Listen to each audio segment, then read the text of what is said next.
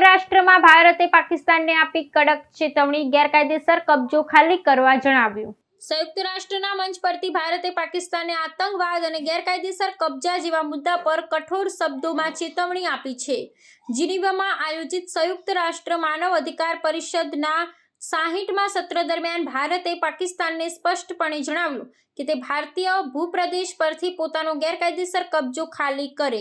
ભારતે પાકિસ્તાન દ્વારા આંતરરાષ્ટ્રીય મંચનો દુરુપયોગ કરી ભારત વિરુદ્ધ પાયાવિહોણા ને ઉશ્કેરણીજનક નિવેદનો કરવા બદલ સખત શબ્દોમાં ટીકા કરી હતી। ભારતીય પ્રતિનિધિએ ભારપૂર્વક જણાવ્યું કે પાકિસ્તાનો અન્ય દેશના પ્રદેશો પર દ્રષ્ટિ રાખવાને બદલે પોતાના આંતરિક મુદ્દાઓ પર ધ્યાન કેન્દ્રિત કરવું જોઈએ। આ સંદર્ભમાં ભારતે પાકિસ્તાનની ડામાડોળ અર્થવ્યવસ્થા, સૈન્ય પ્રભુત્વ હેઠળની રાજનીતિ અને માનવ અધિકાર હનનની પરિસ્થિતિનો ઉલ્લેખ કર્યો। વધુમાં ભારતે પાકિસ્તાન દ્વારા પોતાના જ નાગરિકો પર ખાસ કરી ખૈબર પખ્તૂનખ્વા પ્રાંતમાં થયેલ હવાઈ હુમલાની ઘટનાને ટાંકીને કહ્યું કે પાકિસ્તાને આતંકવાદને પ્રોત્સાહન આપવાનું અને સંયુક્ત રાષ્ટ્ર દ્વારા પ્રતિબંધિત આતંકવાદીઓને આશ્રય આપવાનું બંધ કરવું જોઈએ।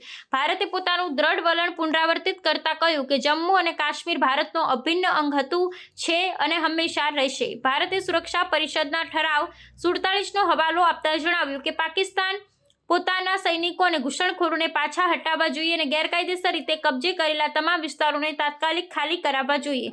ભારતે સ્પષ્ટ કર્યું કે તે આ મુદ્દાને દ્વિપક્ષીય રીતે ઉકેલવા માંગે છે ને પાકિસ્તાનને આંતરરાષ્ટ્રીય મંચનો ઉપયોગ પોતાના સંકુચિત અને વિભાજનકારી એજન્ડા માટે ન કરવા સલાહ આપી છે।